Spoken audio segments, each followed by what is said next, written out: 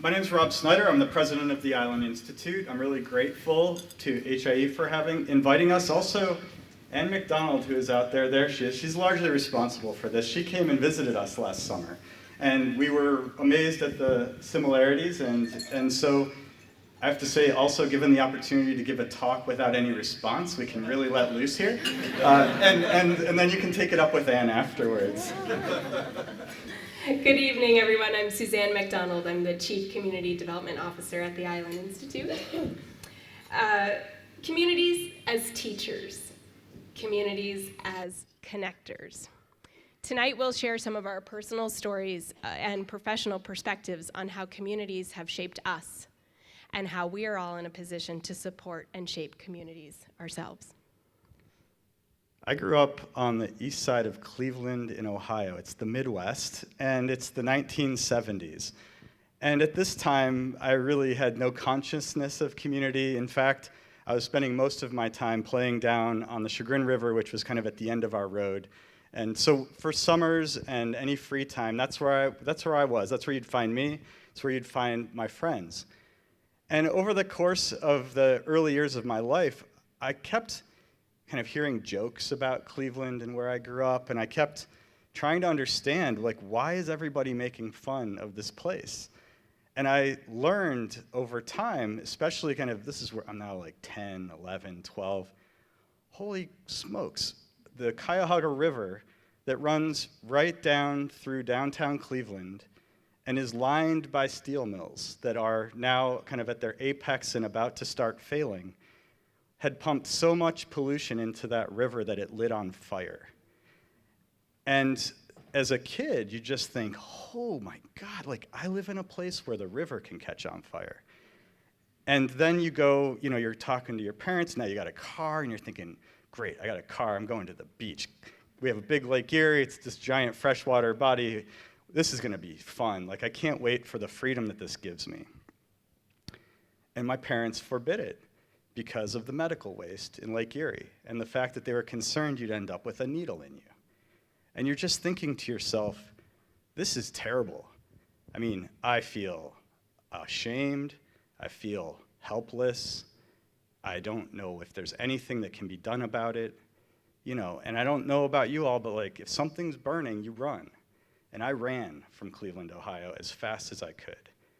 And that was really formative, and I had no idea why back then, but as the years have gone by, and I am not young, it has been this kind of instrumental, formative moment for me.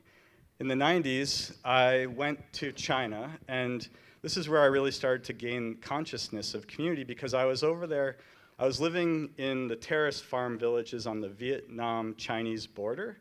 It's an area that, in effect, was struggling to become more economically affluent, and it had been targeted by the Chinese central government and by some really large aid agencies for tourism development. And I was over there trying to understand kind of what was going on that allowed something like this to happen in these remote places. And I thought, well, certainly this is kind of simply being subject to outsiders' points of view. The Han Chinese majority wanted to develop an area of China where there were 23 minority groups. It's an incredibly culturally rich and ecologically diverse part of the world, and it's stunning in its diversity. And the challenge ultimately was that the only option offered for how to become modern would be to sing and to dance and to wear your clothes so that everybody could always see you in your ethnic original mode while they would come. And literally while I was there, they were recarving the landscape so that tour buses could actually park in the right spots and get the right view of these people performing their traditions. This was kind of the ultimate Disneyfication of culture. And I had been in China about a year, and I thought, I can't do, I saw the role of community now, but community as victim, and I couldn't figure out, I didn't want to be a part of it, and I couldn't figure out how to help resist what was going on. I was just too much of an outsider. So the answer to that for me at this point was, okay, I'm going to take what I'm learning and kind of take that home and see what I can learn from communities at home and see if there's any way out of these scenarios that I was growing through.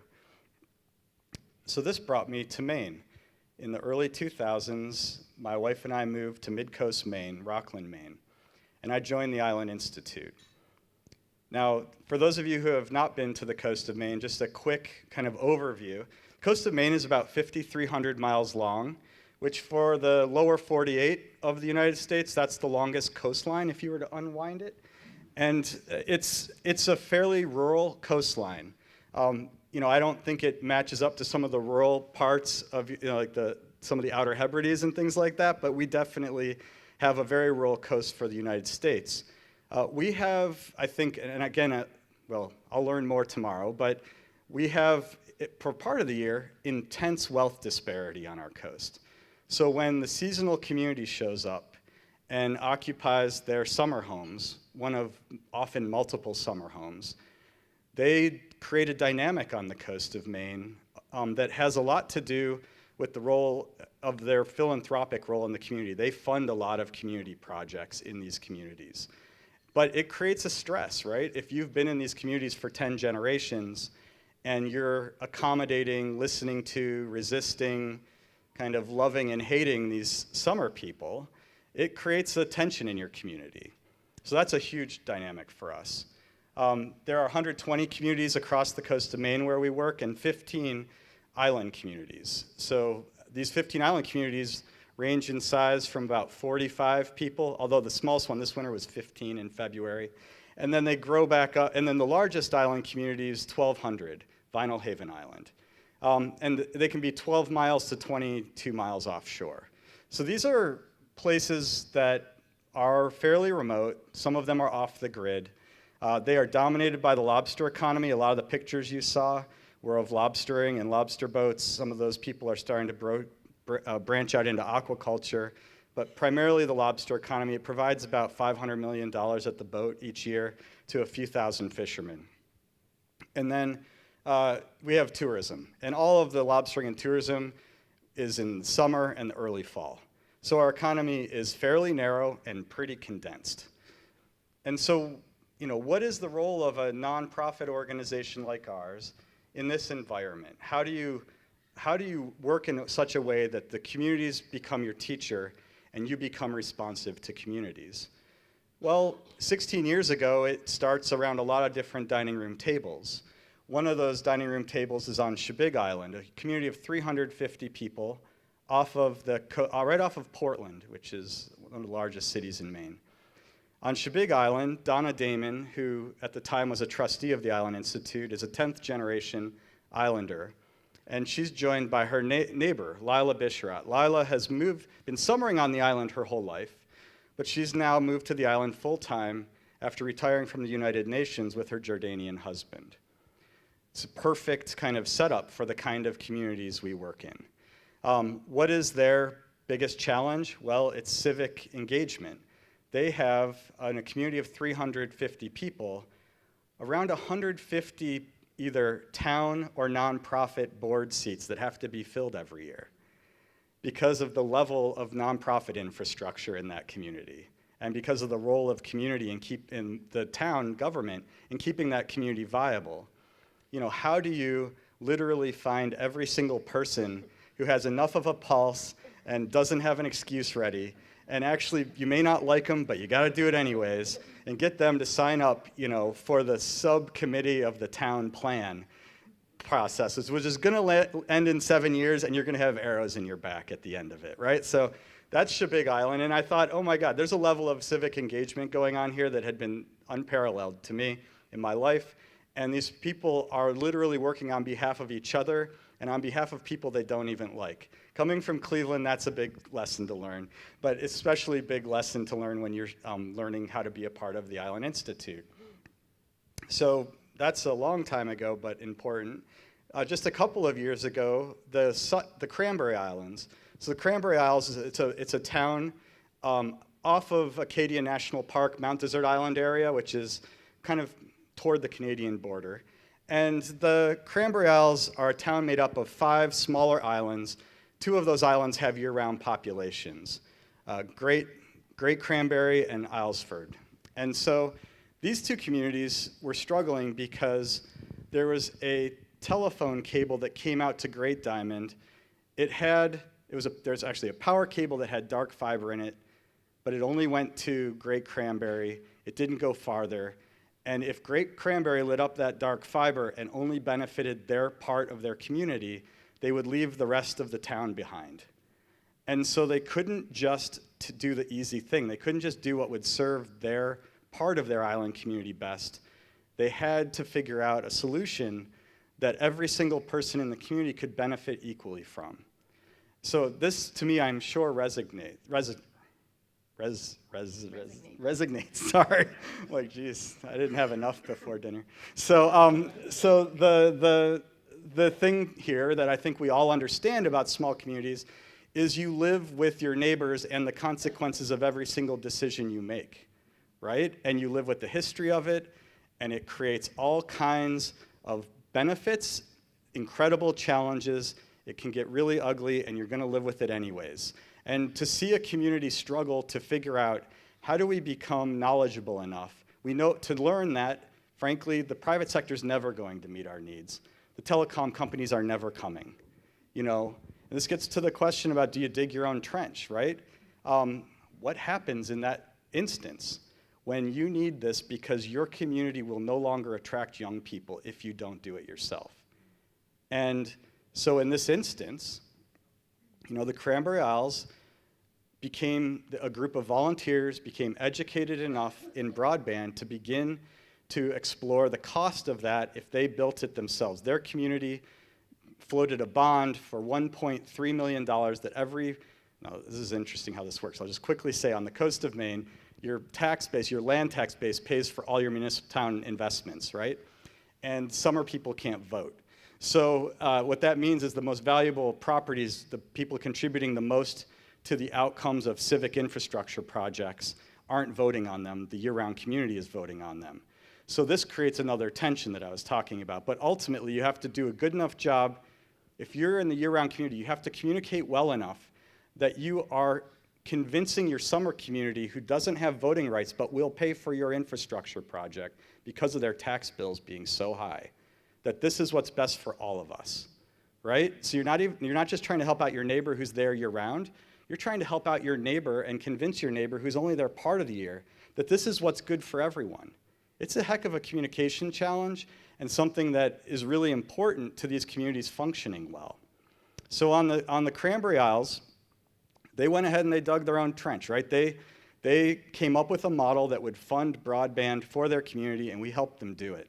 And it has been actually viewed as a model because they went first. The U.S. Department of Agriculture came in and bought out their municipal bond and is taking the lessons learned to look at how you fund municipal broadband projects in other parts of the country and also the other parts of Maine. And this leads to my another example, which is of all of the island communities, all 15. A fellow named Roger Burley, who lives out on Cliff Island. Cliff Island is about 75 people, and it's an hour-and-a-half ferry from Portland. And out on Cliff Island, Roger was getting sick of responding to really bad policies being developed in our state government in Augusta. And as I went from place to place and sat at different tables, I learned everybody's sick of bad policies being developed by our state government. And why doesn't the Island Institute work with us to do something about it?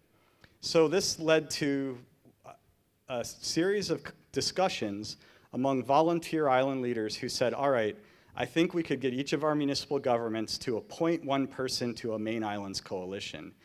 And while at first, we're going to fight rearguard actions all the time, we're going to sit there and we're going to spend our time figuring out how they're coming at us next with bad ideas. We should pave our runways. We should pave these roads way out in the middle of nowhere. They're not safe. You can't use the ferry to transport X, Y, and Z, but it's your lifeline. Anyways, all that stuff we figured, we'll create this body, and here's the thing. We're going to meet 4 times a year. So this is co-created, the Island Institute and Island Leaders. We're going to meet 4 times a year, and we're going to meet on the mainland and invite all of our political representatives to those meetings. This is their opportunity to hear what our issues are, and this is our opportunity to start to create policy.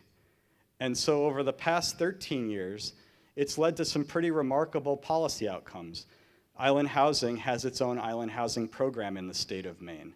Working waterfront access has a program in the state of Maine. There are things, there's some great energy outcomes for the islands. All this stuff came because rather than basically complaining that the political leaders aren't coming out to listen to us, which is basically what happened, we were saying, okay, we're going to make it easy for you and we're going to hold you accountable when we do that, right? So that's the Maine Islands Coalition, and it's been very successful. So from, growing up with community as this kind of unknown to becoming part of an organization where I'm understanding the power of community, over the last 6 years as I've had a chance to lead the organization, Suzanne and I and others have had this incredible chance to build an organization that can take all of this learning and carry it forward.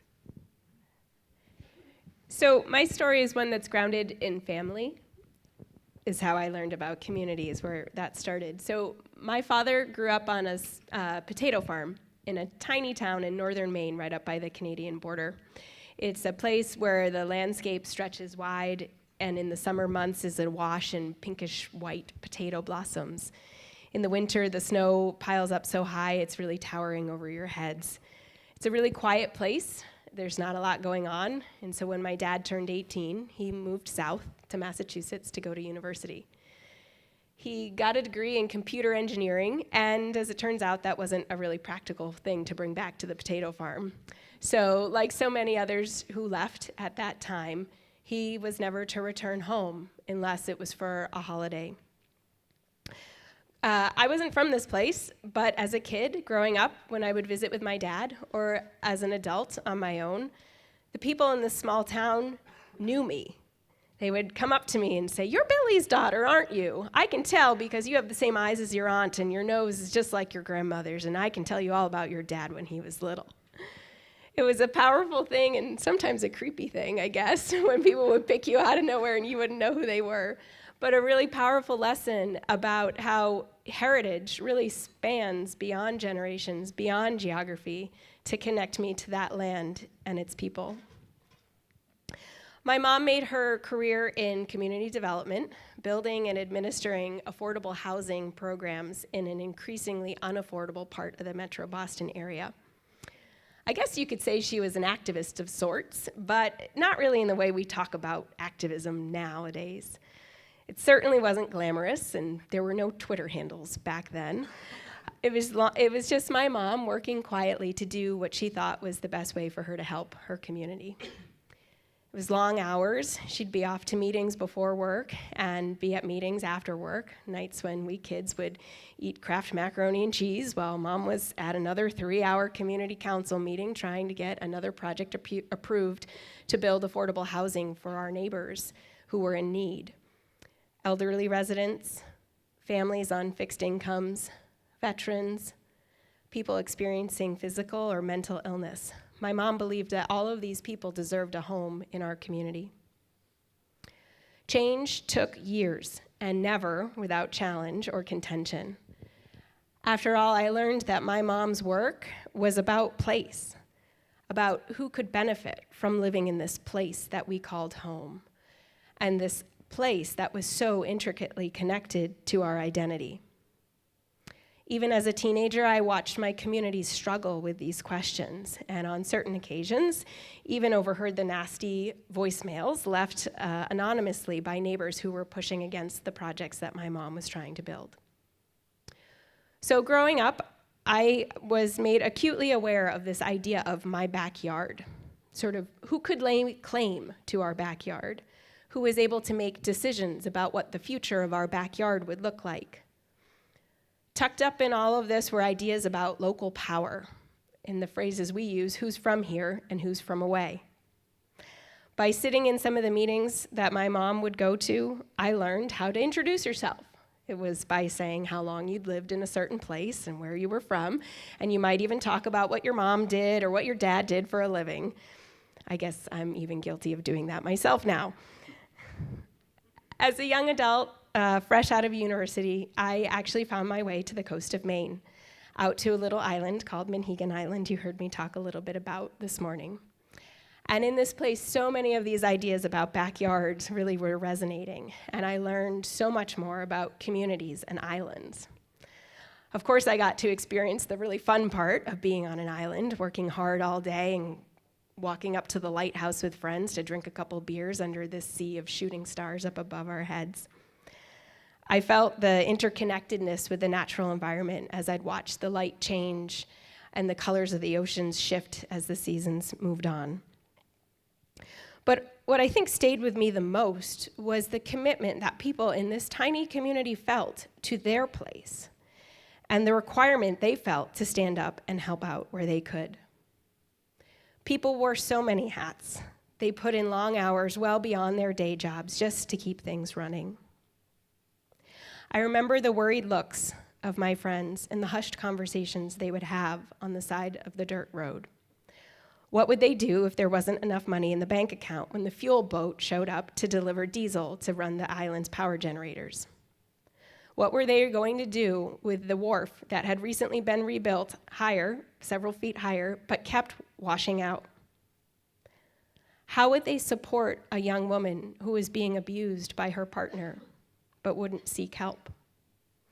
And what was the right way to intervene for a young son of the island, now a single dad, struggling with opioid addiction? It was an amazing experience to see this shared commitment to community and how people would quietly look after each other. Now, this didn't mean that they always got along or that they even liked each other, but it certainly meant there was nobody leaving anonymous voicemails for each other. They had to find other ways to face each other and work through the challenges, something that I think we can all learn from these days.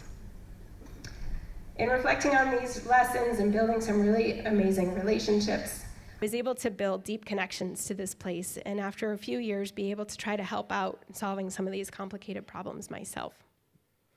And years later, I joined the Island Institute staff with the first task of being invited to help out two other islands, North Haven and Vinyl Haven Island, to solve a pretty complicated problem in their backyard. Vinyl Haven and North Haven share an electric cooperative, and as many of you know, the price of energy on islands is an increasingly difficult issue for them. And they had looked to colleagues on Samsø Island in Denmark and many other islands like those here in Scotland that were doing a brave thing to try to generate their own power. And so they had proposed and voted in favor to build a 4.5 megawatt community-owned wind project, which at the time was the largest one on the east coast of the United States. The Island Institute was invited in to help with project development, supporting months of community process and meetings, trying to help set up some creative financing to pay for the $15 million of the project, and supporting the complicated logistics of moving turbine components 12 miles into the middle of the ocean, landing them with the tides and bringing them up to the site. It was late fall 2009 when the project was about to come online. The winds were picking up as they do at that time of year, and I was invited to be one of the first people, and in fact the first woman to climb up to the top of one of the turbines.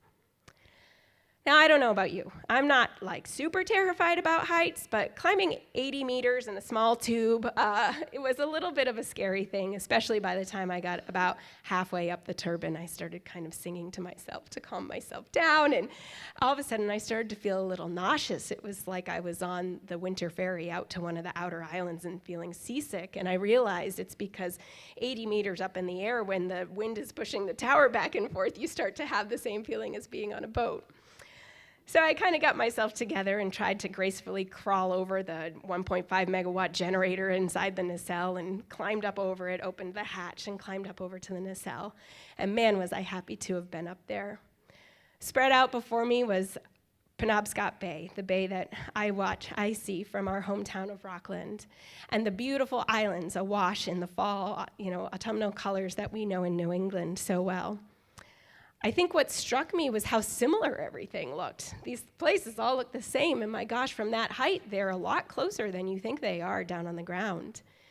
In fact, down at the bottom of the turbines, the conversation was always about how these places were so different and how you wouldn't talk to anybody just across the way from their island because they were so different and they don't know how it is and they don't know what it's like, that you've got nothing to learn from them. But in that moment, sort of reflected back at me was how much we had in common. When those 3 turbines went up on Vinyl Haven, it became sort of a beacon to the rest of the coast. They told a story of the sort of Herculean effort, not just to go green and do the right thing, but how two small communities banded together to find their own solution to a big problem in their backyard. We started getting phone calls from other islands off the coast of Maine and in our region, New England, people coming up to visit. How did you do this? How did you finance it? How did you run the community process? And while they were there, they wanted to learn about all the other things going on these islands. Before we knew it, we had folks from all of the geographies I talked about this morning, off the Atlantic seaboard, the Chesapeake Bay, the Outer Banks, Alaska, Hawaii, the Great Lakes, people coming and sharing stories out of their own playbook about how to get stuff done in their own backyard. They started, in some cases, to even hire each other because, again, they were really experts on how to get things done. And we've learned at the Island Institute that in small communities, there are oftentimes not enough people, and certainly never enough hours to solve the complicated problems that are before you. But we know that if we can seek out, in our country and beyond, regions that share similar challenges and most certainly similar values, we know there's a lot to gain. At a time when it's really hard to trust information and to trust people, in this time of what we are constantly reminded about this era of fake news, there are some people we know we can turn to. Increasingly, we build our social networks around those who have shared experiences with us, that have been there, that have done that, and have something to teach us. It's been 10 years since the turbines have gone up, and a lot has changed. And we're now at a point where we're trying to ask ourselves with our community partners about what it means to build more intentional connections across our coast and beyond. What is it that we could share in other geographies with shared challenges? What is it that we stand to learn? How much faster can we solve these problems? And how can a network of small communities band together to help make our coast more resilient and perhaps help to change the world? So from communities as teachers to communities as connectors, this is the experience that we have. And today, the fire that we're experiencing comes in the form of a warming ocean that is pushing our lobster stocks towards Canada, a more acidic ocean that is threatening our shellfish species. We have an aging population, the outmigration of youth, an opioid crisis, all concurrently threatening the future of our coast. And I think threatening rural communities in many places. But the difference between when I was growing up and now is that I actually firmly believe that because of the work that people like you are all doing and that we're doing every day in partnership with communities, that we're actually going to learn something about how to cooperate. We're going to learn how to work with people we don't get along with. And we're going to learn to do it in such a way that it's actually respectful and contributing to the environment instead of taking away from it. So there is no running from the fire we have. It's because of groups like this and because of the ability to connect, I think, across ever-expanding geographies, that we're going to be able to export to the world from our rural places some of the really critical lessons about how to live well together and how to live sustainably. And that ultimately, these are the lessons that I think will make the world more sustainable, and we're going to be doing it hundreds of communities at a time. And that's really the opportunity of being here and why we're so grateful to have the opportunity to share a meal with all of you. Thank you. Thank you.